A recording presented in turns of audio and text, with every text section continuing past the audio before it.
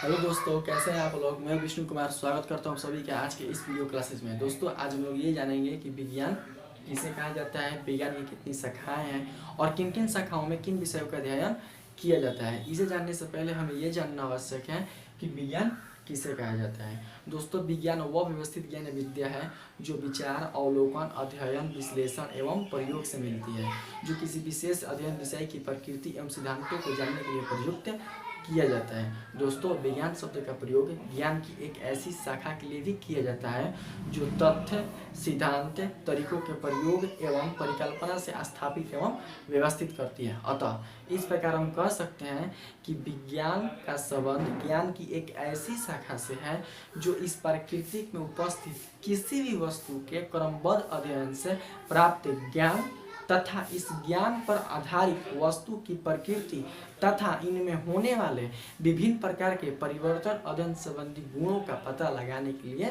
किया जाता है या फिर पता लगाने हेतु किया जाता है। ठीक है, बता दें दोस्तों कि विज्ञान का जो संबंध है वो ज्ञान से है। किससे? ज्ञान से।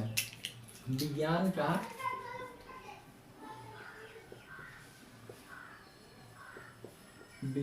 का संबंध जो है वो किससे है? वो आपके ज्ञान से है। ऐसा इसलिए क्योंकि हम जो भी विज्ञान में नई नई जानकारियों को एकत्रित करते हैं, नई नई जानकारियों के बारे में हम जानते हैं, वे सब के सब हमारे ज्ञान के कारण ही हो पाता है। यदि हमें ज्ञान नहीं हो पाएगा तो हम कभी भी विशेष जानकारियों को ग्रहण नहीं कर पाते हैं। तो इस प्रकार से दोस्तों, विज्ञान का जो संबंध होता है वो आपके ज्ञान से होता है। और वायदे में कभी भी और कोई भी अगर आप डिफिनेशन देते हैं विज्ञान का, तो उसमें ज्ञान जो शब्द होता है वो कहीं ना कहीं किसी रूप में छिप कर जरूर आता है। अपने अलग अलग मतों के अनुसार स्टूडेंट्स अलग अलग परिभाषाएं देते हैं। कोई बोलता है कि वास्तविकता का ज्ञान ही विज्ञान है, किसी वस्तु क्रमबद्ध अध्ययन से प्राप्त ज्ञान को ही विज्ञान कहा जाता है। तो यहाँ पर कोई अगर आपसे क्वेश्चन क्रिएट कर देगा कि ज्ञान ही विज्ञान है तो फिर ज्ञान क्या है, तो दोस्तों इसे समझना सबसे बहुत जरूरी है कि ज्ञान क्या है। अगर आप ज्ञान को अच्छी तरह से समझ जाते हैं तो आपको विज्ञान पूरी तरह से समझ में आ जाएगी। दोस्तों, अभी आप लोग को बताएं कि विज्ञान का जो संबंध है वो किससे है? ज्ञान से। तो ज्ञान का जो संबंध है उसको भी किसी न किसी से होगा, यानी विज्ञान जो डिपेंडेंट है किस पर? ज्ञान पर। तो ज्ञान भी किसी न किसी पर डिपेंड होगा, डिपेंड करता होगा। तो ज्ञान जो दोस्तों वो डिपेंड करता है आपके सत्य पर। किस पर? सत्य पर। अब सत्य का तो सभी को पता होगा कि सत्य किसे कहा जाता है। दोस्तों, सत्य का अर्थ होता है वास्तविकता से, अर्थात जो वस्तु वास्तव में है, रियल में है, उसी को ना सच माना जाता है। जैसे कि मान लेते हैं पृथ्वी क्या है? एक ग्रह है, सच है। सूर्य क्या है? सूर्य का प्रकाश श्वेत रंग का होता है, सत्य है। ठीक है, यानी जो वास्तव में है उसी को हम क्या बोलते हैं? सत्य कहते हैं। ठीक है, तो जो ज्ञान है वो किस पर डिपेंड कर रहा है? सत्य पर डिपेंड कर रहा है। और विज्ञान जो है किस पर डिपेंड कर रहा है? वो ज्ञान पर डिपेंड कर रहा है। और ज्ञान डिपेंड कर रहा है सत्य पर। तो कैसा सत्य? मतलब कि सत्य पर डिपेंड तो कर रहा है, लेकिन ज्ञान में हम कैसे सत्य के बारे में हम अनुमान लगाते हैं या कैसे सत्य के बारे में भी क्या आकलन करते हैं। दोस्तों, हम पहले बात करते हैं ज्ञान की। ज्ञान की दोस्तों, ज्ञान में जो होता है उसमें सत्य का अनुभव किया जाता है। सत्य का अनुभव का मतलब होता है महसूस करना। सत्य का अनुभव किया जाता है, सत्य का अनुमान, सत्य का अनुभव किया जाता है, सत्य का अनुमान लगाया जाता है तथा सत्य की कल्पना की जाती है। ठीक है दोस्तों, सत्य का अनुभव, सत्य का अनुमान और सत्य की कल्पना की जाती है। और विज्ञान जो होता है दोस्तों,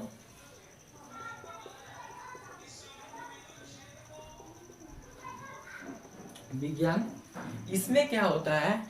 इसमें तो सत्य का अनुभव होता है, सत्य का अनुमान होता है, सत्य की कल्पना करता है। लेकिन इसमें दोस्तों क्या होता है कि इसमें सत्य की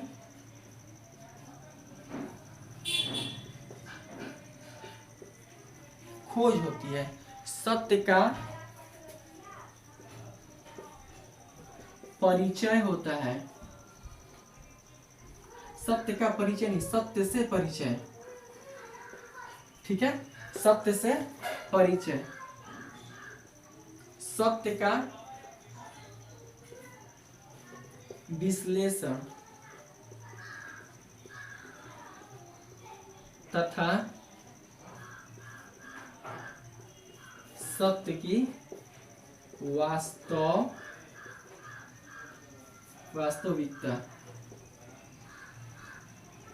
ठीक है दोस्तों, विज्ञान में जो होता है वो सत्य की खोज की जाती है, सत्य से परिचय कराया जाता है, सत्य का विश्लेषण किया जाता है तथा सत्य की वास्तविकता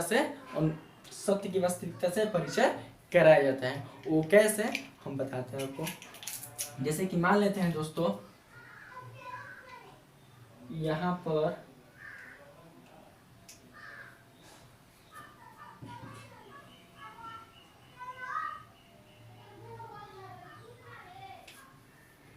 ए और बी,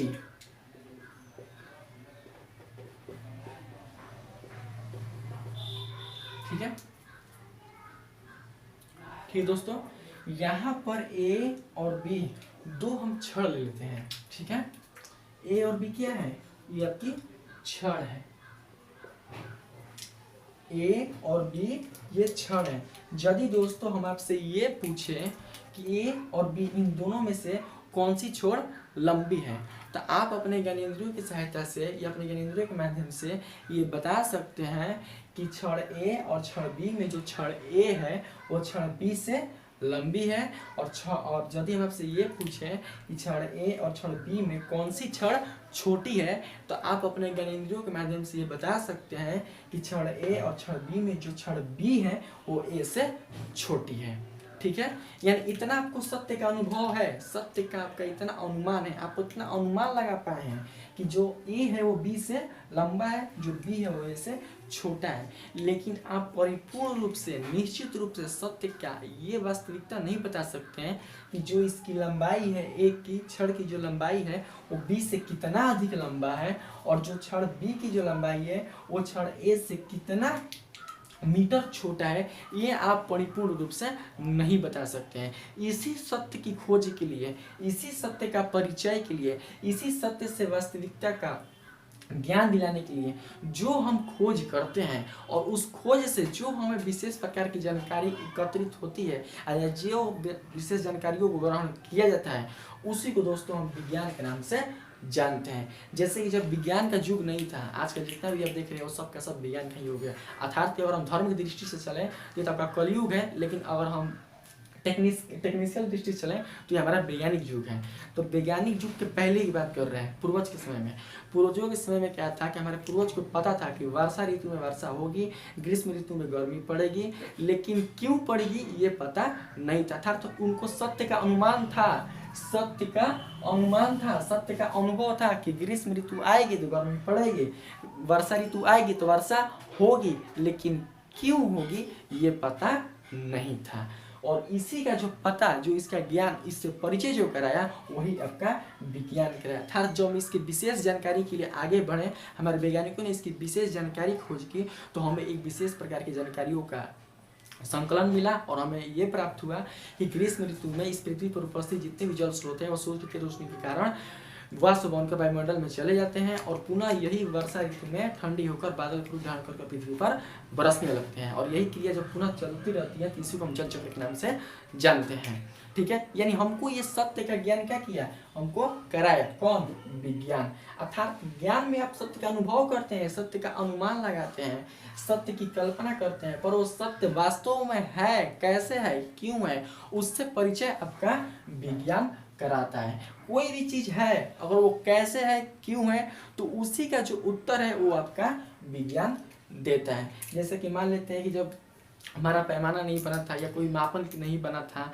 या मान लेते हैं कोई किसी को पता नहीं था कि जो पानी है आपका 100 डिग्री सेल्सियस में ही मतलब उबलती है। तो इससे पहले के जो लोग थे उनको पता था कि जब हम पानी को किसी भी ईंधन पर हम रखते हैं तो जैसे जैसे उस ईंधन का ताप और बढ़ता जाता है तो पानी धीरे धीरे गर्म होना स्टार्ट कर देती है, और एक समय ऐसा आता है कि वो पानी उबलना शुरू हो जाती है। अर्थात उनको इतना ज्ञान था कि जैसे ही उसका ताप बढ़ेगा या जैसे जैसे पानी गर्म होते जाएगा पानी एक समय में उबलना स्टार्ट हो जाएगी। लेकिन उनको ये ज्ञान बिल्कुल भी नहीं था कि जो पानी उबालना स्टार्ट होती है वो कितने डिग्री पर होती है और कितने डिग्री पर नहीं होती है, ये उनको ज्ञान नहीं था। और इसी ज्ञान से जो परिचय कराया वही आपका विज्ञान कहलाता है। अर्थात विज्ञान ने ही बताया कि 100 डिग्री सेल्सियस पर जो पानी होता है वो उबलना स्टार्ट होता है और 0 डिग्री सेल्सियस पर जो पानी होता है वो ठोस अर्थात वर्क रूप में परिवर्तित हो जाता है। तो दोस्तों आप देख सकते हैं कि इसमें क्या होता है कि आप सत्य का अनुभव करते हैं, सत्य की कल्पना करते हैं, सत्य की अनुमान लगाते हैं, लेकिन विज्ञान क्या करता है कि आपको सत्य की खोज कराता है, सत्य से परिचय कराता है, सत्य का विश्लेषण तथा सत्य की वास्तविकता से आपको ज्ञान कराता है। और जो भी आज आप देख रहे हैं अपने प्रकृति में या जो कुछ भी आप देख रहे हैं वो सब का सब विज्ञान की ही देन है। तो हम उम्मीद है दोस्तों कि ज्ञान और विज्ञान आपको समझ में आ गई होगी, आपको बिल्कुल अच्छी तरह से ज्ञान और विज्ञान समझ में आ गई होगी। और ऐसे बहुत सारे एग्जाम्पल्स ऐसे बहुत सारे और भी उदाहरण हैं जिससे आप अपने माइंड में सोचकर ये पता लगा सकते हैं कि कौन ज्ञान है और कौन विज्ञान है। ठीक है, तो अगर आपको इसमें कोई प्रॉब्लम होगा तो आप हमारे कमेंट बॉक्स में पूछ सकते हैं, इसका आंसर जल्द से जल्द दिया जाएगा। तो आइए दोस्तों अब हम देखते हैं विज्ञान की परिभाषा। तो आइए दोस्तों अब हम जानते हैं विज्ञान की परिभाषा कि विज्ञान की परिभाषा क्या है। ठीक है, तो आइए देखते हैं। एक सेकंड दोस्तों, विज्ञान की परिभाषा जानने से पहले हम थोड़ा सा जान लेते हैं ज्ञान की परिभाषा कि ज्ञान की परिभाषा क्या है। ज्ञान के बारे में आप लोगों को बता चुके हैं दोस्तों कि ज्ञान किसे कहा जाता है, ज्ञान क्या है।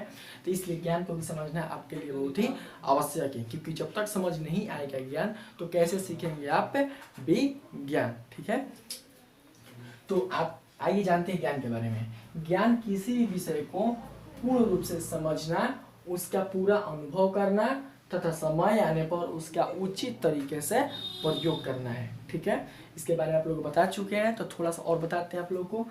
किसी विषय को पूर्ण रूप से समझना, विषय चाहे जो भी हो दोस्तों उसको अच्छी तरह से समझना, बुझना, उसका पूरा अनुभव करना तथा समय आने पर उसका उचित तरीके से प्रयोग करना ही आपका ज्ञान है। जैसे कि मान लेते हैं बर्फ का जल बनना या फिर जल का बर्फ बनना, ये एक प्रकार क्या है, किसी विषय को पूर्ण रूप से समझना है। अनुभव करना मतलब जैसे कि मान लेते हैं जब वर्षा होने वाली होती है तो क्या करते हैं कि आप आसमान को देखते हैं। आसमान को देखने से ये मालूम चलता है कि आसमान में बादल है या फिर नहीं है। जब आसमान में बादल होते हैं तो आपको उस बादल से ऐसा प्रतीत होता है कि वर्षा कभी भी हो सकती है, अर्थात ऐसा अनुभव होता है कि वर्षा कभी भी हो सकती है। ठीक है, तो यही क्या है, आपका पूरा अनुभव करना तथा समय आने पर उसका उचित तरीके से प्रयोग करना है। अर्थात ज्ञान एक विश्वास है। ज्ञान क्या एक प्रकार का विश्वास है जिसे सत्य के रूप में स्वीकार किया गया है। इसे किस मतलब ये हुआ दोस्तों कि मान लेते हैं यह एक मार्कर है। ठीक है, यदि हम इसको ऊपर की तरफ फेंकेंगे तो कहाँ आएगा, नीचे आएगा। अगर हम आपको बोलेंगे इसको ऊपर फेंकने के लिए तो भी कहाँ आएगा, नीचे आएगा। अगर आप किसी और को बोलिएगा ऊपर फेंकने के लिए तो भी ये मार्कर कहाँ आएगा, नीचे ही आएगा। अर्थात आप सबको इतना ज्ञान है कि किसी भी वस्तु को अगर हम नीचे से ऊपर फेंकते हैं तो वस्तु पुनः कहाँ जाती है, नीचे की ओर आ जाती है। अर्थात यह एक सत्य है, इस सत्य को अस्वीकार नहीं किया जा सकता है। यह एक प्रकार का आपका सत्य है, और ये जो सत्य है लगभग सभी लोगों को पता रहती है कि किसी वस्तु को ऊपर फेंकते हैं तो वो वस्तु जो होती है वो आपके नीचे आ जाती है। अर्थात इतना सबको ज्ञान रहता है। इसीलिए यहाँ पर कहा गया है कि सत्य, इसीलिए कहा गया है यहाँ पर कि ज्ञान एक विश्वास है जिसे सत्य के रूप में स्वीकार किया गया है। इसे किसी भी माध्यम से अर्जित किया जा सकता है। माध्यम कहने का मतलब दोस्तों जैसे कि सुनकर, बोलकर या फिर अनुभव कर। सुनकर मतलब कोई भी ज्ञान सुनकर भी अर्जित किया जा सकता है, बोलकर भी अर्जित किया जा सकता है और अनुभव करके भी अर्जित किया जा सकता है। सुनकर कहने का मतलब यदि हम पढ़ा रहे हैं तो हम जो पढ़ा रहे हैं आप इस ज्ञान को कैसे अर्जित कर रहे हैं, सुनकर और देखकर क्या कर रहे हैं, इसको अर्जित कर रहे हैं। ठीक है, और बोलकर या अनुभव कर। अनुभव करने का मतलब है दोस्तों कि मान लेते हैं कोई भी पानी है, कोई पानी ठंडा है या गर्म है, उसे आप कैसे महसूस करते हैं, छूकर। यानी छूने से आपको ये अनुभव होता है कि कोई भी जल गर्म है या फिर ठंडा है, आपको इसका ज्ञान हो पाता है। अनुभव कर अर्जित किया जा सकता है। ठीक है, ये रहा है आपका ज्ञान। अब समझते हैं विज्ञान को कि विज्ञान का परिभाषा क्या है। इस संसार के प्राकृतिक एवं भौतिक जगत में, इस संसार के प्राकृतिक एवं भौतिक जगत कहने का मतलब कि प्राकृतिक जो है दोस्तों, इसमें आपके सजीव और निर्जीव दोनों प्रकार के वस्तुएं आ जाएंगी, यानी सजीव से भी रिलेटिव आ जाएंगी और निर्जीव से भी रिलेटिव आ जाएगी। उसी को हम प्रकृति के नाम से जानते हैं। और जो भौतिक है आपका, वो उसमें केवल और केवल निर्जीव वस्तुओं का ही अध्ययन किया जाता है, जिसमें ऊर्जा हो गया, प्रकाश हो गया, अनेक प्रकार के पारस्परिक क्रियाओं हो गया। अर्थात इस जगत के अंतर्गत केवल और केवल हम इस प्रकार की वस्तुओं को शामिल करते हैं दोस्तों, जिसका संबंध जीवन से नहीं होता है। भौतिक जगत में केवल और केवल हम निर्जीव वस्तुओं को ही दोस्तों शामिल करते हैं, सजीव वस्तुओं को बिल्कुल इसमें शामिल नहीं किया जाता है। चाहे आपका निर्जीव वस्तु दृश्य हो और चाहे वो अदृश्य हो। अब जो दोस्तों दृश्य रहेगा उसे तो हम देख ही सकते हैं, लेकिन जो दृश्य नहीं है, जो अदृश्य है, उसे हम कैसे देख सकते हैं? उसे हम केवल अनुभव कर सकते हैं, उसका महसूस नहीं कर सकते हैं। जैसे कि मान लेते हैं किसी व्यक्ति के पेट या सिर में दर्द है, तो उस व्यक्ति को ही महसूस होगा कि हाँ मेरे पेट या मेरे सिर में दर्द है। अगर उस व्यक्ति के अतिरिक्त किसी और व्यक्ति से पूछा जाए कि उस व्यक्ति को क्या तकलीफ है या उसे कहाँ दर्द हो रहा है, तो उस व्यक्ति को देखकर वो नहीं बता सकता है कि उसको कहाँ दर्द हो रहा है। जिस व्यक्ति को दर्द हो रहा है तो उसे केवल अनुभव होगा, उसे महसूस होगा कि हाँ हमें दर्द हो रहा है, चाहे वो दर्द अगर ज्यादा हो चाहे वो कम हो, लेकिन वो दर्द को देख नहीं सकता कि दर्द उसका लाल है कि गुलाबी है कि पीला है। केवल उसको अनुभव कर सकता है, उसको वो महसूस कर सकता है। उसी प्रकार से भोजन हो गया। इसी प्रकार से दोस्तों आपके भौतिक जगत में ऊर्जा हो गया, प्रकाश हो गया, अनेक प्रकार के ऐसी क्रियाएं होंगे जो कि अदृश्य है। ठीक है, और इसी प्राकृतिक एवं भौतिक जगत में उपस्थित विभिन्न पदार्थों के बीच, विभिन्न कहने का मतलब अलग अलग प्रकार के पदार्थ, तो सभी लोग जानते हैं पदार्थ किसे कहा जाता है, जिसे हम देख सकते हैं, छू सकते हैं, महसूस कर सकते हैं, जिसमें आयतन हो, घनत्व हो, द्रव्यमान हो, परिमाण हो, जो स्थान गिरता हो, उसे क्या कहते हैं? पदार्थ कहते हैं। इन्हीं अलग अलग पदार्थों के बीच जो कुछ भी हो रहा है, जो कुछ कहने का मतलब दोस्तों कुछ भी, जैसे कि बादल का बनना, वर्षा का होना, पृथ्वी का घूमना, लोहे में जंग लगना, किसी विलायक में विलय का घूमना, भोजन का पचना, गुब्बारे का फूलना, मोमबत्ती का पिघलना, बर्फ का जल बनना, जल का पुनः से बर्फ बन जाना है, जो कुछ भी आप देख रहे हैं। ठीक है, जो कुछ भी हो रहा है, जैसे कि पेड़ पौधे, जीव जंतु में रिप्रोडक्शन की क्रिया होना, इनमें नए नए अंगों का विकसित होना था, तो कुछ भी हो सकता है। ठीक है, तो उसी का सुसंगठित, श्रृंखलाबद्ध एवं क्रमबद्ध तरीके से प्राप्त ज्ञान का अध्ययन एवं विश्लेषण ही क्या कहलाता है? विज्ञान आपका कहलाता है। अब आप हमसे ये पूछ सकते हैं कि इस संसार के बाद आपने ब्रह्मांड शब्द का प्रयोग क्यों किया है? तो बता दें दोस्तों कि हमने ब्रह्मांड शब्द का जो प्रयोग किया है, हमने संसार के लिए किया है, क्योंकि जो संसार है आपका वो आपकी पूरी पृथ्वी है। क्योंकि हमारा जो जीवन है वो किस ग्रह पर संभव है? पृथ्वी ग्रह पर संभव है, यानी यहीं पर अपना जीवन यापन कर सकते हैं, यहीं अपने जीवन का निर्वाह कर सकते हैं, यथार्थ अपना जो जीवन हम यहीं व्यतीत कर सकते हैं। चाहे वो पेड़ हो, चाहे वो पौधा हो, चाहे पशु हो, पक्षी हो, चाहे वो मानव हो या फिर इंसान हो, वो कहाँ पर रह सकता है? केवल केवल पृथ्वी ग्रह पर ही रह सकता है। अर्थात उसकी जो जीवन है वो केवल कहाँ संभव है? पृथ्वी ग्रह पर संभव है। और जिस दुनिया में हम रहते हैं, जिस संसार में रहते हैं, उसी को हम क्या बोलते हैं? अपना संसार बोलते हैं। और जो संसार है आपका वही क्या है? आपकी पूरी पृथ्वी है। और जो ये पृथ्वी है वो आपके सौर मंडल का एक छोटा सा हिस्सा है, जिसको हम पृथ्वी ग्रह के नाम से जानते हैं। और यही ग्रह जो है आपके सौर मंडल में सूर्य के चारों तरफ अपने अक्ष के पर क्या करती है? परिक्रमा करती रहती है। और यही सौर मंडल जो है आपके आकाश गंगा में उपस्थित है। और ऐसे अरबों खरबों आकाश गंगाएं मिलकर ब्रह्मांड का निर्माण करती है। इसलिए दोस्तों मैंने इस संसार के लिए ही ब्रह्मांड शब्द का प्रयोग किया है, ताकि आप विज्ञान का केवल विश्लेषण एवं अध्ययन इस संसार के लिए न कर आप पूरे ब्रह्मांड के लिए भी कर सकते हैं। अर्थात आप पूरे ब्रह्मांड का भी ज्ञान प्राप्त कर सकते हैं, और उस ज्ञान से जो आपको विशेष जानकारी प्राप्त होगी उसको भी आप विज्ञान का नाम दे सकते हैं। अर्थात ऐसे तो हम चलेंगे मेन इस संसार को मानकर, लेकिन इस संसार कहने का मतलब हमारी पूरी पृथ्वी के लिए लागू होगा, लेकिन हमारी पूरी पृथ्वी के लिए लागू नहीं होगा दोस्तों, हमारे पूरे ब्रह्मांड के लिए लागू होगा। आप ब्रह्मांड में जैसा चाहे वैसा आप खोज कर सकते हैं, जैसा आपको ज्ञान मिल रहा है उसको आप विशेष जानकारी प्राप्त कर सकते हैं। चाहे वो ग्रह हो, उपग्रह हो, क्षुद्र ग्रह हो, उल्का हो, पिंड हो, किसी के बारे में जानकारी ग्रहण कर सकते हैं। इसलिए हमने इस संसार के लिए ब्रह्मांड शब्द का प्रयोग किया है कि ब्रह्मांड जो है इसमें सारे के सारे ग्रह उपग्रह सभी आ जाएंगे। उम्मीद है दोस्तों कि विज्ञान की जो परिभाषा है वो आपको समझ में आ गई होगी। अब हम चलते हैं विज्ञान की उत्पत्ति के बारे में, कि जो विज्ञान शब्द की जो उत्पत्ति है वो कैसे हुई है या किससे हुई है। ठीक है, तो आइए देखते हैं विज्ञान शब्द की उत्पत्ति के बारे में। विज्ञान की उत्पत्ति एक लैटिन शब्द सिंटिया से हुई है। इसे ध्यान रखिएगा दोस्तों, किसे, सिंटिया को हम दोनों लिख चुके हैं, एक है हिंदी और एक है इंग्लिश, ठीक है। तो लैटिन शब्द सिंटिया जो है आपका, वो क्या है आपका, एक प्रकार का लैटिन शब्द है। और इसी सिंटिया से जो उत्पत्ति हुई है वो किसकी हुई है, विज्ञान की हुई है, जिसका अर्थ है ज्ञान या फिर जानना। किसका अर्थ है ज्ञान या जानना, सिंटिया का अर्थ है ज्ञान या जानना। और इसी सिंटिया से बना है आपका विज्ञान, ठीक है। सिंटिया से बना है आपका विज्ञान और सिंटिया का ही अर्थ है ज्ञान या जानना। और इस प्रकार से आपका लैटिन शब्द सिंटिया से किसकी उत्पत्ति हुई है, विज्ञान की उत्पत्ति हुई है। अब बात करते हैं विज्ञान के अर्थ के बारे में कि विज्ञान का अर्थ क्या है। तो इसके अर्थ को समझ लेते हैं दोस्तों। तो विज्ञान का शाब्दिक अर्थ है किसी भी वस्तु से प्राप्त विशेष ज्ञान या उससे प्राप्त विशेष जानकारी। अर्थात ज्ञान तो है हमें, लेकिन हमें जो विशेष जानकारी प्राप्त होती है, जो हमें विशेष ज्ञान प्राप्त होता है, उसी को विज्ञान कहा जाता है। और वही जो अर्थ है ज्ञान का, वो किस में चेंजिंग हो जाता है, विज्ञान में उसका चेंजिंग हो जाता है। जैसे कि मान लेते हैं इस मार्को को अगर ऊपर फेंकते तो कहाँ चला जाता है, नीचे आ जाता है। अर्थात सबको ज्ञान है कि किसी वस्तु के ऊपर फेंकने से वस्तु कहाँ जाती है, वो नीचे आ जाती है। लेकिन ये वस्तु नीचे क्यों आती है, तो हमें विज्ञान ने बताया था कि गुरुत्वाकर्षण बल के कारण कोई भी वस्तु पृथ्वी पर पुनः नीचे आ जाती है। और जो हमें ये विशेष ज्ञान मिला किसका, गुरुत्वाकर्षण बल का, उसी को हम विज्ञान के नाम से जानते हैं। तो वही विशेष ज्ञान या विशेष जानकारी क्या कहलाता है, आपके विज्ञान के रूप में चेंजिंग हो जाता है, जिसका अर्थ है विज्ञान। इस प्रकार से दोस्तों आपका ज्ञान, विज्ञान, विज्ञान की उत्पत्ति, विज्ञान का अर्थ खत्म हुआ। अब हम चलते हैं विज्ञान की शाखा के बारे में कि विज्ञान की कितनी शाखाएं होती हैं और किन किन शाखाओं से मिलकर विज्ञान बना है, ठीक है। तो और आप चाहे तो इसका स्क्रीनशॉट भी ले सकते हैं।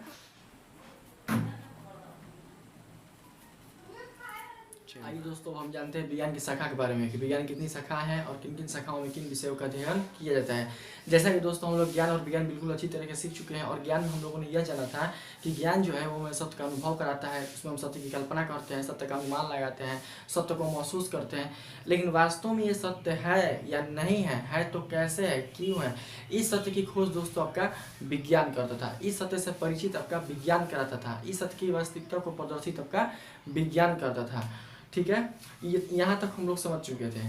तो बात ऐसा है दोस्तों कि हम बात उस समय की कर रहे हैं जिस समय हमारा विज्ञान की शुरुआत नहीं हुई थी, अर्थात जिस समय हम विज्ञान के क्षेत्र में अपना प्रभुत्व नहीं जमा पाए थे, जिस समय वैज्ञानिकों को विज्ञान के क्षेत्र में ज़्यादा कुछ ज्ञान या उनकी जानकारियों का अनुमान नहीं था। अर्थात हमारे वैज्ञानिक भी उस समय विज्ञान से अपरिचित थे, वो भी विज्ञान के बारे में कुछ नहीं जानते थे। इस प्रकार से दोस्तों अलग अलग वैज्ञानिक, बहुत सारे वैज्ञानिक आए और उन्होंने अपने अपने बुद्धि और अपने अपने ज्ञान के अनुसार अलग अलग मतों को प्रस्तुत किया। परंतु किसके मतों को सही माना जाए, किसके मतों को सही ना माना जाए, इसको जानने के लिए उन्हें प्रमाण की आवश्यकता होती थी, सिद्धांत की आवश्यकता होती थी कि किसका सिद्धांत, किसका प्रमाण किस पर कार्य करता है और किस वैज्ञानिक के मतों को सार्थक माना जाए। इस प्रकार से वैज्ञानिक जो थे दोस्तों वो जानना चाहते थे कि जो हम ज्ञान का अनुभव कर रहे हैं, जिस ज्ञान का हम अनुमान लगा रहे हैं, वो वास्तव में सत्य है या फिर नहीं है। तो इसी ज्ञान की खोज के लिए, इसी सत्य की खोज के लिए, इस सत्य से परिचित होने के लिए उन्होंने विज्ञान की खोज करनी शुरू कर दी। और जब उन्होंने विज्ञान की खोज शुरू किया तो उनके सामने दोस्तों ऐसे ऐसे तत्व उभर कर सामने आ रहे थे, जिसमें से कुछ तथ्य ऐसे भी थे जो कि पूर्ण रूप से सत्यापित थे, पूर्ण रूप से सत्य थे, वो कभी भी बदल नहीं सकते थे। चाहे वो आपका व्यक्ति बदल जाए, स्थान बदल जाए, समय बदल जाए, परंतु उनका जो सत्य था कभी बदल नहीं सकता था। लेकिन उनके सामने कुछ ऐसे भी तत्व उभर कर सामने आते थे, कुछ ऐसे विषयों को जानकारी उनके सामने आती थी जो कि व्यक्ति, स्थान और समय के बदलने के साथ ही उनका सत्य जो था वो भी बदल जाता था। अर्थात उनका जो सत्य था वो सिद्धांत पर आधारित नहीं था, ये पूर्ण रूप से क्या होता था, बदल जा रहा था। और जो सत्य नहीं बदलता था वो परिपूर्ण रूप से सत्य था, वो सिद्धांत पर आधारित था, उसे हम सत्य विज्ञान का नाम देते थे। अर्थात जो वैज्ञानिक थे हमारे, उसका जो नाम दे दिए उसे हम सत्य विज्ञान के नाम से जानने लगे। तो इस प्रकार से दोस्तों जो पहला जो तत्व था वो आपके सत्य विज्ञान के रूप में परिवर्तित हुआ, जिसे हम रियल साइंस के नाम से जानते हैं। पहला जो तत्व दोस्तों वो आपका सत्य विज्ञान है, सत्य विज्ञान, जो कि आपके सिद्धांत पर आधारित है।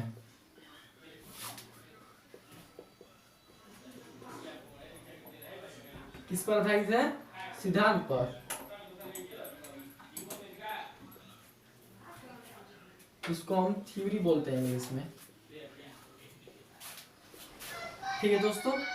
अर्थात उन्होंने ऐसे तत्वों की खोज की जो पूर्ण रूप से क्या थे, सत्य थे। और सत्य किसे कहा जाता है, जो वास्तव में रहता है, जिसका वास्तव में अस्तित्व में रहता है, उसी को हम सत्य मानते हैं। ठीक है, तो उन्होंने सत्य विज्ञान की खोज की और जो सत्य विज्ञान था आपका वो सिद्धांत पर आधारित था। तो दोस्तों जानना जरूरी ये है कि आपका जो सिद्धांत है वो क्या है। तो दोस्तों सिद्धांत उसे कहा जाता है जो कि परिपूर्ण रूप से सत्यापित रहता है, जिसे सत्यापित करने की आवश्यकता नहीं रहती। आप कितनी बार उसका परीक्षण कर ले, कितना बार उसका क्रमबद्ध उसका अध्ययन कर ले, जो सत्य है वो बार बार उभर कर उसी रूप में परिवर्तित हो जाएगा। तो इस प्रकार से दोस्तों कह सकते हैं कि सिद्धांत जो होता है वो आपके एक ऐसे सत्य पर डिपेंड करता है जो कि व्यक्ति बदल जाए, चाहे स्थान बदल जाए, चाहे समय बदल जाए, परंतु जो सत्य है आपका कोई बदल नहीं सकता है। आप समझने के तौर पर आप इसके कोर्स में लिख भी सकते हैं कि एक ऐसा सत्य जो कभी भी ना बदल सकता हो। आप चाहे तो यहाँ पर लिख भी सकते हैं, आप देख लीजिए।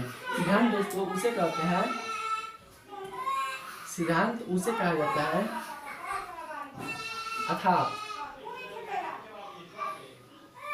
एक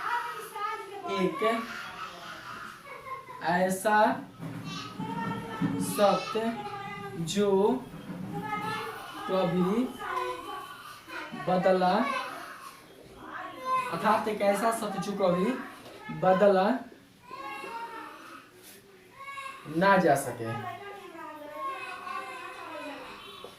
बदला ना जा सके, चाहे व्यक्ति बदल जाए, चाहे व्यक्ति बदल जाए, चाहे स्थान बदल जाए, स्थान बदल जाए, चाहे समय बदल जाए, परंतु यह सत्य कभी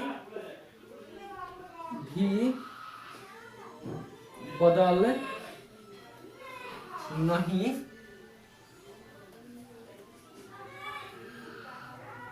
सकता है। ठीक है, आप चाहे तो दोस्तों इसको पोस्ट में भी डाल सकते हैं इस तरह से घेर कर। ठीक है, अर्थात एक ऐसा सत्य जो कभी बदला ना जा सके, चाहे व्यक्ति बदल जाए, चाहे स्थान बदल जाए, चाहे समय बदल जाए, परंतु यह सत्य कभी भी बदल नहीं सकता है। ठीक है, अर्थात पूर्ण रूप से क्या रहता है दोस्तों, सत्य रहता है। इसका मतलब क्या होता है कि चाहे व्यक्ति बदल जाए, चाहे स्थान बदल जाए, चाहे समय बदलने का मतलब होता है दोस्तों कि मान लेते हैं कि अगर कोई भी वस्तु है, अगर आप उसको ऊपर फेंकते हैं, नीचे से अगर आप उसे ऊपर फेंकते हैं तो वस्तु कहाँ जाती है, वो पुनः नीचे रहती है। और इस एग्जाम्पल को हम अपने वीडियो में एक दो बार बता भी दिए हैं दोस्तों, और इसीलिए फिर से इसी एग्जाम्पल को हम लेकर चलते हैं ताकि आप लोगों को ज़्यादा से ज़्यादा समझ में आ सके। ठीक है, तो यदि हम भी फेंकेंगे यहाँ से ऊपर, जैसे मान लीजिए मार्कर है, इसे तो मार्कर है ही, मतलब मार्कर ही है, मान लीजिए इस मार्कर को हम नीचे से ऊपर अगर हम फेंकते हैं तो मार्कर कहाँ चलाता है, नीचे चलाता है। ठीक है, अगर आप भी फेंकते हैं तो कहाँ चलाता है, वो नीचे चलाता है। अगर इस संसार में कोई भी अगर व्यक्ति अगर इस मार्कर को फेंकता है या मार्कर का किसी भी कोई वस्तु को अगर नीचे से अगर ऊपर फेंकता है तो वस्तु पुनः कहाँ जाती है, नीचे रहता है। अर्थात व्यक्ति बदल गया लेकिन यह सत्य नहीं बदला, ये जो मार्कर है आपका नीचे ही आ रहा है। अब बात करते हैं हम किसकी, अब बात करें हम स्थान बदलने की। चाहे दोस्तों आप पहाड़ पर फेंकें, चाहे आप इसको पानी में फेंकें, चाहे आप इसको मतलब कि खेत में फेंकें या फिर मिट्टी में फेंकें, कहीं पर भी आप इसको फेंकें, ये जो मार्कर है आपका, ये चाहे कोई भी वस्तु जो है आपका, वो कहाँ पर आपकी आएगी, आपके नीचे ही आएगी। अर्थात स्थान बदलने के साथ साथ ये सत्य आपका नहीं बदला। अब बात करते हैं किसकी हम, समय बदल जाने की। समय का मतलब होता है दोस्तों काल से। ठीक है, समय का मतलब किससे होता है, काल से। जैसे कि मान लेते हैं इस वस्तु को अगर आप 20 साल बाद भी अगर आप ऊपर फेंकिएगा फिर भी ये वस्तु आपकी कहाँ आएगी, नीचे ही आएगी। अगर आप इस वस्तु को 20 साल पहले अगर फेंकिएगा फिर भी ये वस्तु कहाँ आएगी, नीचे ही आएगी। अर्थात समय भी बदल गया परंतु ये सत्य कभी बदल नहीं सका। उसी प्रकार से जो न्यूटन थे उन्होंने अपने प्रथम नियम के अनुसार ये बताया था प्रत्येक पिंड या वस्तु विराम अथवा एक समान गति की अवस्था को बनाए रखना चाहती है जब तक कि उस पर बाहरी अथवा संतुलित बल कार्य ना कर सके, जो कि न्यूटन का प्रथम नियम जाना जाता है। ठीक है, और ये हर जगह दोस्तों लागू होता है, हर जगह ये क्या होता है, सत्यापित होता है कि यदि किसी वस्तु को जब तक आप उसे छू ना सके, जब तक आप उस पर बाह्य बल कार्य ना करा सके, जब तक कोई बाहरी बल उस पर अटैक ना कर सके, तब तक वो वस्तु अपने स्थान और दिशा में परिवर्तित नहीं हो सकती है। चाहे वो 10 साल बाद हो, चाहे वो 10 साल पीछे हो, चाहे वो कोई भी व्यक्ति हो, जब तक उस पर कोई बाहरी बल या बाह्य बल उस पर आरोपित नहीं करेगा, तब तक उस वस्तु के स्थान और दिशा में कोई परिवर्तन होने वाला नहीं है। अर्थात तो पूर्ण रूप से क्या है, सत्य है। व्यक्ति बदल जाए, स्थान बदल जाए और समय बदल जाए, ये सत्य कभी आपका बदल नहीं सकता। और जो सत्य कभी बदल नहीं सकता है, उसी को दोस्तों हम सत्य विज्ञान के नाम से जानते हैं। और यही जो सत्य विज्ञान है आपका, वो किस पर आधारित है, सिद्धांत पर आधारित है। जैसे कि गुरुत्वाकर्षण बल का सिद्धांत, अपेक्षिकता का सिद्धांत, संवेग संरक्षण का सिद्धांत, आवेश संरक्षण का सिद्धांत, ऐसे बहुत सारे सिद्धांत है दोस्तों जो कि परिपूर्ण रूप से सत्यापित है, जिसे किसी भी तरह से बदला नहीं जा सकता है। वो परिपूर्ण रूप से क्या होते हैं, सत्यापित रहते हैं। लेकिन इसके साथ साथ कुछ ऐसे भी तत्व वैज्ञानिकों के सामने उभर कर आए थे जो कि इनके सिद्धांतों को फॉलो नहीं करते थे, इनके सिद्धांतों को लागू नहीं करते थे, इनके सिद्धांतों के नियमों का पालन नहीं करते थे। अर्थात इसके वो अपोजिट थे, इसके वो विपरीत थे। अर्थात इसमें समय के साथ इसमें समय, व्यक्ति और स्थान के बाद अगर सच नहीं बदल रहा है, तो इसमें जो सच था वो बदल जा रहा था, जिसके दूसरा जो तथ्य है उसको हम छद्म विज्ञान के नाम से जानते हैं। तो दूसरा जो तथ्य है दोस्तों, उसको हम बोलते हैं छद्म विज्ञान। छद्म विज्ञान, इसको हम स्यूडो साइंस कहते हैं इंग्लिश में।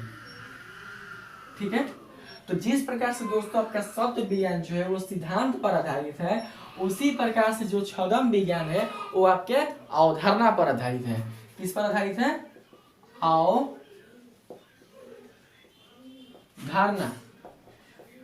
कल्पना, यानी इसी पर क्या है, वो आधारित है। इसको हम पैराडिग्म बोलते हैं, पैराडिग्म बोलते हैं। ठीक है दोस्तों, तो छद्म विज्ञान में क्या होता है कि जो छद्म विज्ञान है वो आपके सिद्धांत को फॉलो नहीं करता है, वो आपके सत्य को फॉलो नहीं करता है। अर्थात इसमें जो सत्य है वो व्यक्ति, वस्तु और समय के साथ बदल जाता है। ठीक है, अर्थात वो अवधारणा पर डिपेंड करता है। और ये सत्य कैसे बदल जाता है वो हम दोस्तों आपको आगे बता रहे हैं। ठीक है, और ये इसकी शाखा के बारे में आप लोगों को बता रहे हैं कि इसकी शाखा का निर्माण उत्पत्ति कैसे हुआ है। तो दो प्रकार के विज्ञान के सामने तथ्य उभर कर आए थे। जो पहला तथ्य सत्य विज्ञान, इसमें क्या था कि यह जो तथ्य वो आपके सिद्धांत पर आधारित है। और सिद्धांत कहने का मतलब कि जो कभी भी बदल नहीं सकता है, जो परिपूर्ण रूप से क्या होता है, सत्यापित रहता है। और दूसरा जो तथ्य ऊपर कराया दोस्तों, वो आपका था छद्म विज्ञान। छद्म मतलब कि जो कभी भी बदल सकता है, अर्थात इसकी कोई निश्चित सीमा नहीं है कि आज है तो कल वैसा ही रहेगा। इसका समय के साथ इसमें परिवर्तन हो सकता है, व्यक्ति के साथ इसमें परिवर्तन हो सकता है, स्थान के साथ इसमें परिवर्तन हो सकता है। इसीलिए हम इस विज्ञान को छद्म विज्ञान के नाम से जानते हैं। और ये जो डिपेंडेंट है वो आपके अवधारणा पर डिपेंडेंट है। ठीक है, और जिस प्रकार से दोस्तों हम इसमें लिखे हैं उसी प्रकार से हम इसमें भी लिख सकते हैं। आइए देखते हैं, इसमें चाहे तो दोस्तों ऐसे लिख सकते हैं, अर्थात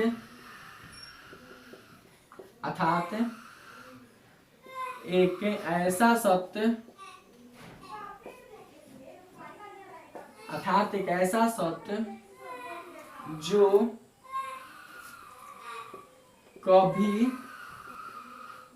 कभी भी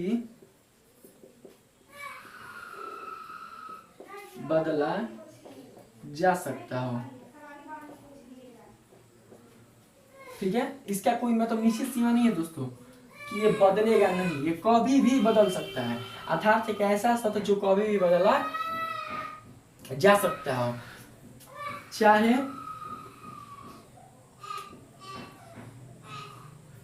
नहीं लिखेंगे यहाँ पर। अर्थात एक ऐसा सत्य जो कभी बदला जा सकता हो, इसमें व्यक्ति, स्थान एवं समय के बदल जाने से इनका सत्य भी बदल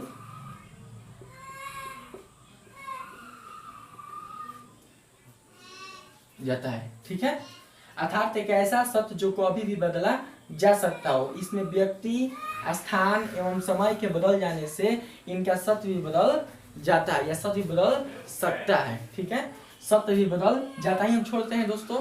ठीक है, और बात करते हैं इनकी शाखा के विस्तार के बारे में कि किन किन शाखाओं में किन किन विषयों का अध्ययन किया जाता है। तो सबसे पहले हम बात करते हैं दोस्तों सत्य विज्ञान की। ठीक है, तो आपको पता है कि सत्य विज्ञान आधारित है सिद्धांत पर, और सिद्धांत उसे कहा जाता है जो कभी भी बदल नहीं सकता है। और जो दोस्तों कभी बदल नहीं सकता है, जो कभी भी उसमें चेंजिंग नहीं हो सकता है, तो उसको हम क्या बोल सकते हैं? अपरिवर्तनशील बोल सकते हैं। तो इसको दोस्तों हम बोल सकते हैं अपरिवर्तनशील सत्य।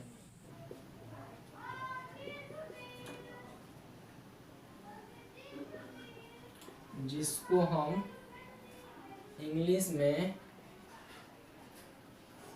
अनचेंज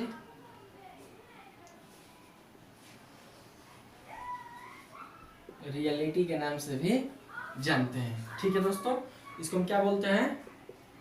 अपरिवर्तनशील सत्य, क्योंकि इसमें सत्य का बदलाव नहीं हो रहा है। लेकिन इसी का अपोजिट अगर हम चलेंगे छद्म विज्ञान पर, तो इसमें क्या हो रहा है कि सत्य का बदलाव हो रहा है। अ का मतलब होता है दोस्तों नहीं, परिवर्तन का मतलब होता है बदलाव, अर्थात इसके सत्य में कोई भी बदलाव नहीं हो रहा है। इसलिए इस सत्य विज्ञान को हम अपरिवर्तनशील सत्य के नाम से जानते हैं। लेकिन अगर इसी को अपोजिट अगर हम छद्म विज्ञान में चलते हैं, तो छद्म विज्ञान में जो सत्य है आपका वो बदल जा रहा है। इसलिए हम इसको लिखेंगे परिवर्तनशील सत्य, क्योंकि इसमें समय, व्यक्ति और स्थान के साथ इस सत्य का बदलाव क्या हो जा रहा है?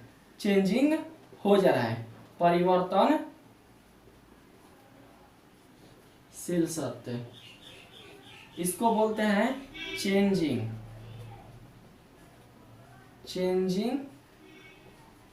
रियलिटी।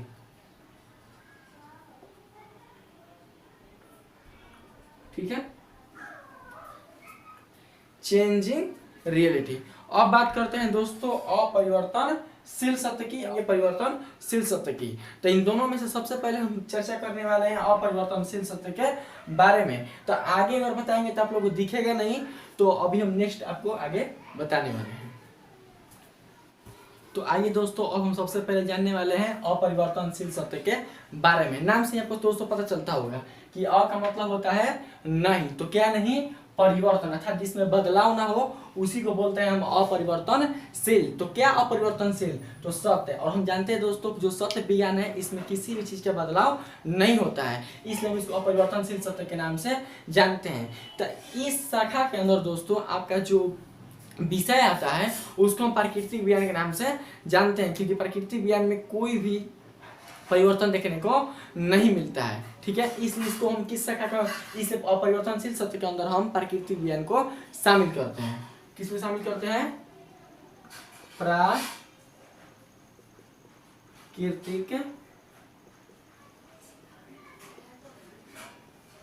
विज्ञान को शामिल करते हैं। ठीक है, जिसको हम बोलते हैं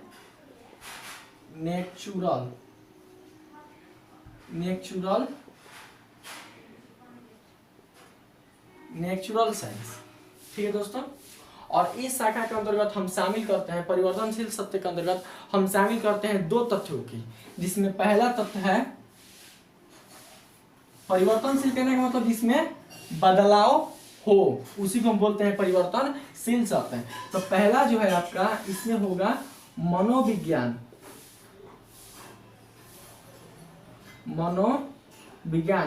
जिसे हम इंग्लिश में साइकोलॉजी के नाम से जानते हैं, साइकोलॉजी। और जो दूसरा है दोस्तों वो है आपका सामाजिक विज्ञान। ठीक है, जिसे हम सोशल साइंस के नाम से जानते हैं, सोशल साइंस। ठीक है, यथार्थ दो खंडों में बट गया। पहला है आपका मानव विज्ञान और दूसरा है आपका सामाजिक विज्ञान। अब हम बांटने वाले हैं प्राकृतिक विज्ञान के बारे में। तो दोस्तों प्राकृतिक विज्ञान में आपके दो प्रकार के तथ्यों को शामिल किया जाता है, जिसमें पहला है आपका सजीव और दूसरा है आपका निर्जीव। अर्थात आपकी जो पूरी प्राकृतिक है वो दो ही चीजों से मिलकर बनी हुई है। कौन कौन? पहला आपका सजीव है और दूसरा आपका निर्जीव है। ठीक है, तो इसके अंतर्गत दोस्तों हम दो प्रकार के शाखाओं को शामिल करते हैं, जिसमें पहला जो होता है वो है आपका सजीव। पहला जो है उससे हम बोलते हैं सजीव, और जो दूसरा है उसे हम बोलते हैं निर्जीव। ठीक है, इसे कहा जाता है लिविंग,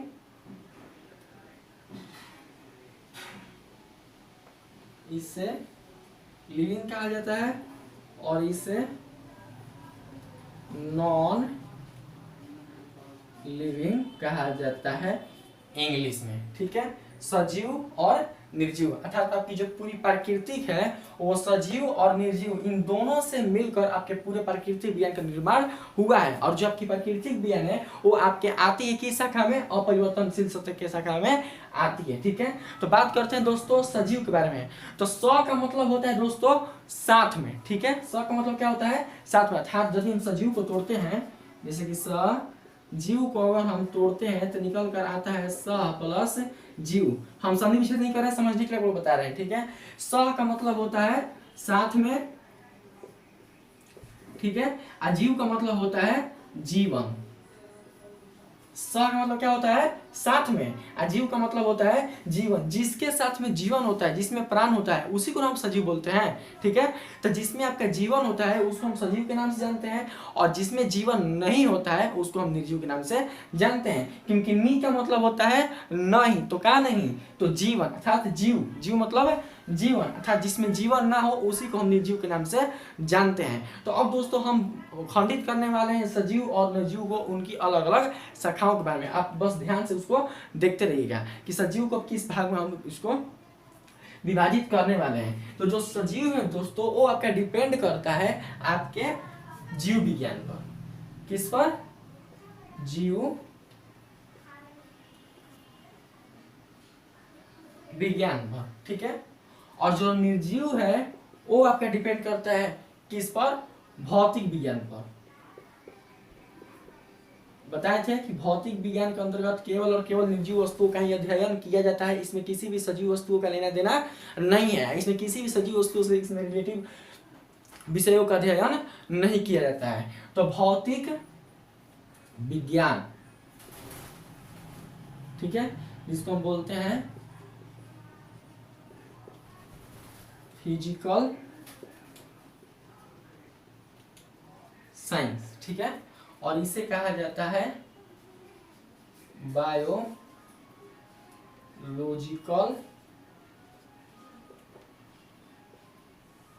साइंस। ठीक है, एक हो गया आपका जीव विज्ञान और दूसरा हो गया आपका भौतिक विज्ञान। इसको दोस्तों हम मिटा देते हैं। अब बात करते हैं हम सामाजिक विज्ञान पर। ठीक है, मनोविज्ञान इसलिए बात नहीं करेंगे दोस्तों कि आपको मनोविज्ञान नहीं पढ़ना है। मनो का मतलब होता है मन। ठीक है, मन की जो बात बताया जाता है, मन के बारे में जो व्याख्या की जाती है और जो व्याख्या सत्यापित हो जाता है, जो सिद्ध हो जाता है, उसी को हम मनोविज्ञान के नाम से जानते हैं। तो जो दोस्तों वैज्ञानिक होते हैं आपको, वो ये बताते हैं कि दुनिया में इतने % लड़के ये करते हैं, दुनिया में इतने % लड़कियां ये करते हैं। अर्थात तो पूर्ण रूप से 100% नहीं बताएंगे, 88% बताएंगे, 50% बताएंगे, 30% बताएंगे, 67% बताएंगे, 99.9% बताएंगे, लेकिन 100% नहीं बता सकते हैं। जबकि सिद्धांत जो है आपका उस 100% में 100% आपका प्रमाण मांगता है, लेकिन ये 100% नहीं बता पाते हैं। इसलिए इस मनोविज्ञान को हम परिवर्तनशील सत्य के नाम से जानते हैं और इसको परिवर्तनशील सत्य के शाखा में रखा जाता है। ठीक है, क्योंकि आप केवल कल्पना कर रहे हैं कि अगला ऐसा सोच सकता है, और वो ऐसा सोच रहा है कि नहीं सोच रहा है, या परिपूर्ण रूप से नहीं बता सकते हैं। ठीक है, और हम दोस्तों जानने वाले हैं सामाजिक विज्ञान के बारे में। तो दोस्तों सामाजिक विज्ञान के अंतर्गत हम 4 विषयों का अध्ययन करते हैं, जिसमें पहला जो आता है आपका इतिहास आता है। इतिहास तो सभी लोग जानते हैं कि जो चीज़ बीत चुका है अगर उसका हम पुनः से अध्ययन करते हैं तो उसको हम इतिहास के नाम से जानते हैं। दोस्तों इसमें भी जो होता है कि व्यक्ति स्थान और समय के साथ इसका सत्य भी क्या होता है वो बदल जाता है। देखिए पहले के जो लोग होते हैं वो आग जलाना नहीं जानते थे, अर्थात उन्हें आग जलाने का जो विधि था वो उनको पता नहीं था। ठीक है, फिर धीरे धीरे समय बदलता गया, उन्होंने आग जलाना भी सीख किया और आज के समय ऐसा हो चुका है दोस्तों कि हम इलेक्ट्रिसिटी से भी क्या कर सकते हैं, आग जला सकते हैं। अर्थात समय, व्यक्ति और स्थान के बदलने से इसका सत्य भी क्या हो चुका, बदल गया। पहले लोग मतलब कि पेड़ पौधों के पत्तियों का झाल बनाकर अपने शरीर पर पहनते थे, लेकिन आज क्या है कि अब आज बहुत अच्छे वस्त्र पहनने को मिलते हैं, अच्छे कपड़े पहनने को मिलते हैं और बहुत ही क्वालिटी और बहुत डिजाइनर्स कपड़े आते हैं पहनने के लिए। तो उसमें भी क्या है कि आपका जो सत्य है वो भी बदल जा रहा है। पहले यातायात के बहुत सारे साधन नहीं थे, पहले मतलब कि जो लोग थे वो पैदल ही यात्रा दूर दूर तक करते थे, उन्हें पैदल ही यात्रा करना पड़ता था। लेकिन अब क्या है दोस्तों, फिर धीरे धीरे बैलगाड़ी आया, फिर लोग जानवर पासरा करने लगे, फिर धीरे धीरे समय परिवर्तन होता गया और एक समय ऐसा है दोस्तों कि हमने बाइक, मोटरसाइकिल, बस, ट्रेन, रेल, मेट्रो, हवाई जहाज अर्थात बहुत सारे यातायात संसाधनों का हमने उपयोग कर लिया है और हमने बहुत सारे संसाधनों का ऐसा निर्माण भी कर लिया है। ठीक है, तो इसमें भी समय के साथ और व्यक्ति और स्थान के साथ साथ इसका जो सत्य है वो भी बदल जा रहा है, किसमें, आपके इतिहास में। तो अब बात करते हैं दोस्तों हम भूगोल के बारे में कि भूगोल में जो आपका सत्य है वो कैसे बदल जा रहा है। जैसे मान लेते हैं हमारे भारत की जो जलवायु है दोस्तों कैसा है, वो मानसूनी है, और दूसरे देश की जो जलवायु है वो कुछ और है, तीसरे देश की जो जलवायु है वो कुछ और है। अर्थात अलग अलग देशों में उनके स्थान और उनके समय के साथ जो जलवायु है वो क्या हो जा रही है, परिवर्तन हो जा रही है। आपके देश की मिट्टी कुछ और है, अगले देश की मिट्टी कुछ और है। आप अर्थात इसमें मिट्टी जो परिवर्तन हो रहा है वो सेम रूप से जो मिट्टी है आपकी वो पूरे क्षेत्र में, इस पूरे पृथ्वी पर समान रूप से वितरित नहीं है। अर्थात अलग अलग स्थानों पर अलग अलग मिट्टी पाई जाती है। उसी प्रकार से अगर बात करें हम जल की, तो कहीं पर जल अधिक है तो कहीं पर जल कम है, कहीं पर पेट्रोलियम का मात्रा अधिक मात्रा मिलता है तो कहीं पर जल का मात्रा अधिक मात्रा मिलता है। अर्थात ये भी क्या हो जा रहा है, पूर्ण रूप से सत्य नहीं है। इसमें भी स्थान और समय के साथ और व्यक्ति के साथ इसका जो सत्य वो भी क्या हो जा रहा है, यह बदल जा रहा है। पहले लोग मानते थे कि जो हमारा सौरमंडल का जो कक्ष है वो वृत्ताकार है, लेकिन धीरे धीरे हमारे वैज्ञानिकों ने पता ये लगाया कि जो हमारा सौरमंडल का जो कक्ष है जिसमें पृथ्वी परिक्रमा करती रहती है वो कैसा है, वो अंडाकार है। अर्थात समय के साथ जो ये सत्य है वो भी क्या हो चुका है, बदल चुका है। तो अब दोस्तों बात करने वाले हम नागरिक के बारे में कि आपके देश की नागरिकता कुछ और है, अगले देश की नागरिकता कुछ और है। जैसे मान लेते हैं हमारे देश में लोकतंत्र है, कहीं राजतंत्र है। ठीक है, हमारे देश के प्रधानमंत्री कुछ और ही संविधान लागू करते हैं, या हमारे देश का जो संविधान है वो कुछ और ही फॉलो कराता है, अगले देश का जो संविधान है वो कुछ और ही फॉलो कराता है। ठीक है, तो नागरिकता जो है वो भी क्या हो जा रही है, ये बदल जा रही है। अर्थात अलग अलग देश और अलग अलग प्रधानमंत्री और राष्ट्रपति के होने के अनुसार, उनके मत के अनुसार उनकी जो हमारी डेमोक्रेसी जो है हमारे देश की वो क्या हो जा रही है, बदल जा रही है। अर्थात संपूर्ण देश में ये जो हमारी डेमोक्रेसी है ऊपर संपूर्ण देश में वो एक समान लागू नहीं हो पा रही है। अर्थात समय के साथ ये क्या हो जा रही है, बदल जा रही है। अब हम बात करते हैं अर्थशास्त्र के बारे में। अर्थशास्त्र के अंदर दोस्तों हम उन संसाधनों की अध्ययन करते हैं जिनमें मानव अपनी सत्ताओं की पूर्ति के लिए धन को एकत्रित करता है। तो पहले जो लोग थे दोस्तों उन्हें आय और व्यय के लिए मतलब कि पैसे, मतलब 5 पैसा 2 पैसा मतलब कि चलता था, लेकिन अब धीरे धीरे समय परिवर्तन के साथ हमारा जो पैसा है वो रुपये में चेंजिंग हो गया। फिर मतलब कि 50 का 100 बना, फिर 200 का नोट बना, और एक समय दोस्तों ऐसा आ गया कि अब हम मतलब कि टेक्निकल दुनिया से भी पेमेंट कर सकते हैं। जैसे गूगल पे हो गया, पेटीएम हो गया और क्या बोलते हैं फोन पे हो गया। इस माध्यम से क्या कर सकते हैं, पैसे पेमेंट कर सकते हैं। और हो सकता है कि आने वाले भविष्य में इससे भी ज़्यादा टेक्नीशियन मतलब कि जन्म ले लें। अर्थात इसका जो सत्य है वो परिपूर्ण रूप से सत्य नहीं है। अर्थात समय के साथ, व्यक्ति के साथ और स्थान के साथ इसका जो सत्य वो भी बदल जा रहा है। तो दोस्तों उम्मीद है कि आपको ये समझ में आ गई होगी इतिहास, भूगोल, नागरिक और अर्थशास्त्र में जो सत्य आपका कैसे बदल जा रहा है। और दोस्तों हम बात करने वाले हैं जीव विज्ञान के बारे में। ठीक है, तो जीव विज्ञान के अंतर्गत हम दोस्तों 2 शाखाओं का अध्ययन करते हैं, जिसमें पहला जो है वो आपका आता है वनस्पति विज्ञान और दूसरा जो है वो आपका आता है जंतु विज्ञान। तो इतना में तो आपको दिखेगा नहीं, तो इसलिए दोस्तों इसको मिटा कर ही आप लोगों को फिर हम बता देते हैं। ठीक है, तो ये दोस्तों हम जानते हैं जीव विज्ञान के बारे में। ठीक है, तो जीव विज्ञान के अंतर्गत दोस्तों 2 तथ्यों का अध्ययन किया था, आप लोग जानते हैं। तो पहला जो है दोस्तों वो है आपका, पहला जो है उसे हम वनस्पति विज्ञान के नाम से जानते हैं, वनस्पति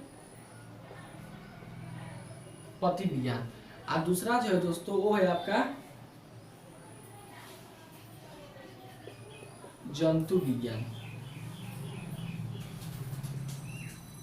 ठीक है, इसको हम बोलते हैं बोटनी इंग्लिश में, और इसको बोलते हैं हम जूलॉजी।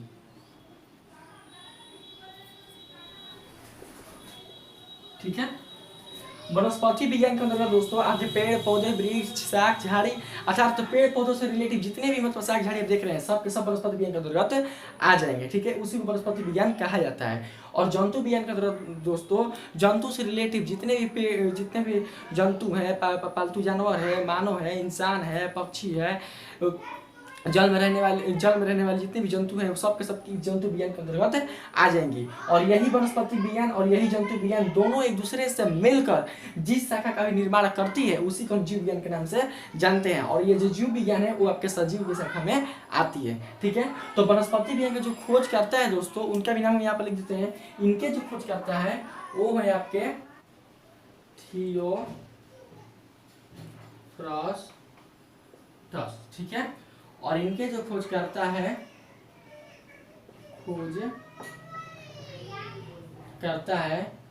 उनका नाम है अरस्तु। अर्थात जंतु विज्ञान के जो खोज किए थे वो किसने किया था? अरस्तु ने किया था।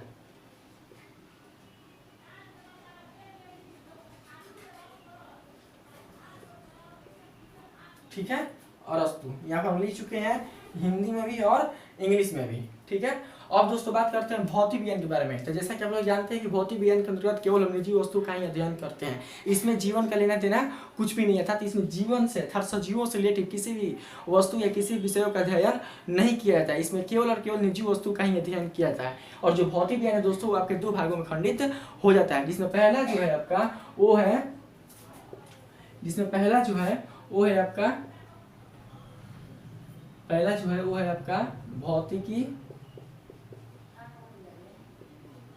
भौतिकी और दूसरा जो है वो है आपका रसायन। ठीक है, इसको इंग्लिश में फिजिक्स बोलते हैं, फिजिक्स, और इसको बोलते हैं हम केमिस्ट्री। ठीक है, इसको केमिस्ट्री बोलते हैं। और इसके जो खोज करता है दोस्तों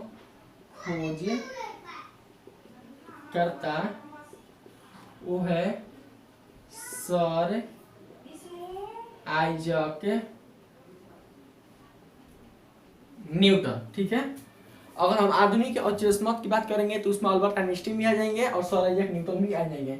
लेकिन आमतौर पर मान के चलिए तो भौतिकी की जो खोज किए हैं वो कौन किए हैं? आपके सर आइजैक न्यूटन ने किया है। आज जो रसायन की खोज किए हैं उनका नाम है लेवासियो। इनके जो खोज करता इनको हम लेवासियो के नाम से जानते हैं। पूरा का पूरा जितना भी आपके शाखाएं थे, किन किन शाखाओं में किन विषयों का अध्ययन किया जाता है, विज्ञान होता क्या है, विज्ञान किसे कहते हैं, पूर्ण रूप से आपका खत्म हुआ। ठीक है, तो उम्मीद है दोस्तों आपको विज्ञान के बारे में पूरी तरह से नॉलेज मिल गई होगी कि विज्ञान क्या है, विज्ञान किसे कहा जाता है और इसकी कितनी शाखाएं और किन किन शाखाओं में किन विषयों का अध्ययन किया जाता है। तो अगर दोस्तों आपको ये वीडियो अच्छी लगी हो तो आप इसे लाइक कीजिएगा, सब्सक्राइब कीजिएगा और हमारे चैनल को शेयर कीजिएगा। अगर आपको दोस्तों ये समझ में नहीं आया होगा तो आप मेरे वीडियो को लाइक करना तो दूर उसको सब्सक्राइब तक मत कीजिएगा। तो थोड़ी सी कोशिश है दोस्तों आप लोगों को बताने के लिए कि विज्ञान की कितनी शाखाएं हैं और इस प्रकार से विज्ञान के शाखाओं का विस्तार हुआ है। मैंने इसलिए इन सब को बताना जरूरी समझा है दोस्तों, ताकि आप लोगों को कोई भी कंफ्यूजन ना रहे और आप लोग कभी भी कंफ्यूज में ना रहे कि ये शाखा किस शाखा के अंतर्गत आता है, इसका विषय किस शाखा के अंतर्गत किया जाता है। इस टोटल जितनी भी शाखाएं हैं सबको हमने विस्तृत रूप से आपके सामने प्रस्तुत कर दिया है। अगर दोस्तों आप लोगों को ये समझ में वीडियो आया है तो बहुत अच्छी बात है, और आपको समझ में नहीं आया तो आप फिर से हमें कमेंट बॉक्स में पूछ सकते हैं। और हमारे वीडियो पर अपना समय देने के लिए, अपना कीमती समय देने के लिए बहुत बहुत धन्यवाद दोस्तों। ठीक है दोस्तों, आज के लिए इतना ही, धन्यवाद।